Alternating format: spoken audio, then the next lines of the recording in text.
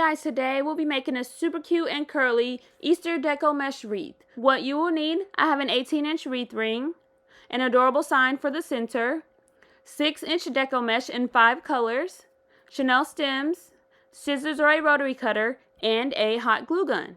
Alright, let's get started. Okay, so first thing I've done is cut all of my mesh into 8-inch long pieces, and I have it separated by color, and I've cut my stems into thirds. I'm going to go with 5 different colors for this specific wreath. You have 2 options. You can roll your mesh into a cute little curl, or you can roll it at a diagonal. Both ways are cute, both ways are precious, but for this specific wreath, I'm going to roll my mesh into a cute little curl. And then I'm going to take my next piece, roll it in a cute little curl, and crisscross it over the first one. And I'm just going to repeat this same step for all 5 colors, making sure I crisscross them so that they're not overlapping and every color is nice and visible. I'm going to go with 5 pieces in each bundle.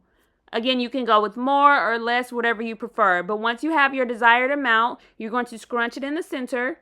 Take your stem and twist it a couple of times just to make sure it's nice and secure. And then you can flare it and fluff it out, and it looks so cute and precious. And then I'm going to go ahead and make my next bundle. So sometimes the order does not matter, but for this specific wreath, since I have so many different colors, I want to make sure that no color gets hidden away or lost in the shuffle. So I'm going to just go down the line. So I'm going to start with yellow, and then add a pink, and then the green, white, and blue, and then continue on that way. And then next time I'll start with pink, green, white, blue, and yellow, and so forth and so on. That way all of the colors are rotating out, and no color is always on the bottom and no color is always on the top. It's a nice balanced mixture. You don't have to do this step. It's just something that I wanted to do for this specific wreath, but sometimes I just pick the colors randomly and go from there. So once you have your next bundle, as you can see, they look completely different. So cute. So I'm just going to repeat the same steps, alternating the colors and making all of my bundles. I prefer to get all my bundles made first before placing it on the wreath ring, because I feel like it just makes the wreath making process that much faster. So you can see 3 different colors on top. It looks completely different. Alright, I'm going to get the rest of my bundles made. Now we're going to start placing it on the wreath ring. You have the option of placing it on the center ring. You can place it on the inner 2, outer 2. You can alternate all 3 rings. The possibilities are endless. For this specific wreath, I'm going to alternate with the outer 2 rings. So my first bundle I'm going to place on the outer ring. And then the next bundle I'm going to place on the center ring. And then I'm going to come back to the outer ring and center ring. So 4 bundles in each section, alternating outer, center, and then move on to the next section and repeat the same steps. Outer, center, all the way around my ring. 4 bundles usually makes a pretty decent sized wreath, but if you want it larger, poofier, thicker, then add more bundles to each section, add more mesh to each bundles. Just modify it to fit your needs.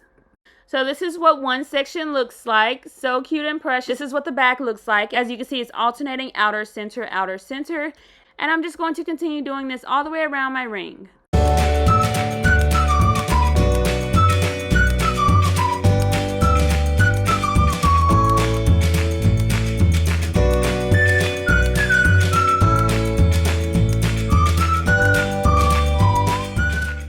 Alright, it's looking so precious, and we are about halfway done. So cute and curly. Alright, let's continue on and finish up the wreath.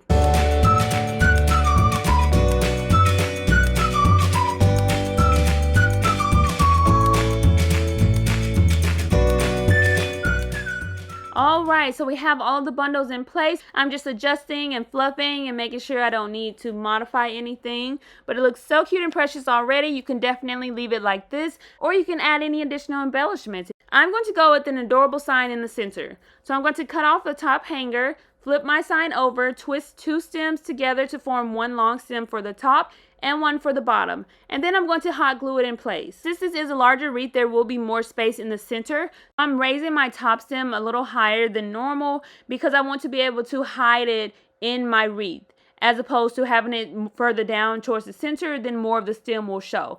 I'll show you exactly what I'm talking about once we start placing it on our wreath ring. But let's go ahead and get these stems glued in place so we can add this sign to our center.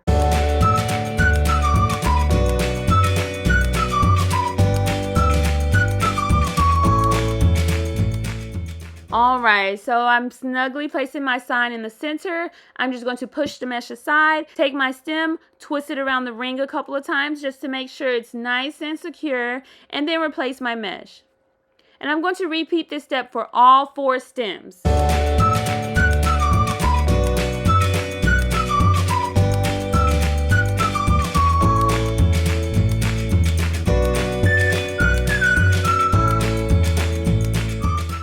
And this is what I was referring to earlier about the top stem. So if it were lower down on my sign, then more of the stem would be visible. But since I decided to raise my stem a little higher towards the ears, then I can place my stems and use the mesh to hide the extra stem as opposed to it being visible once I've completely attached it to my wreath. Again, it's not a huge deal, but I just wanted to do it to kind of keep that space open and there's not any stems sticking out or anything like that. And once you have that secured, you are all done. So cute, simple, and easy to make. Modify the color, the style, add in any additional embellishments you prefer.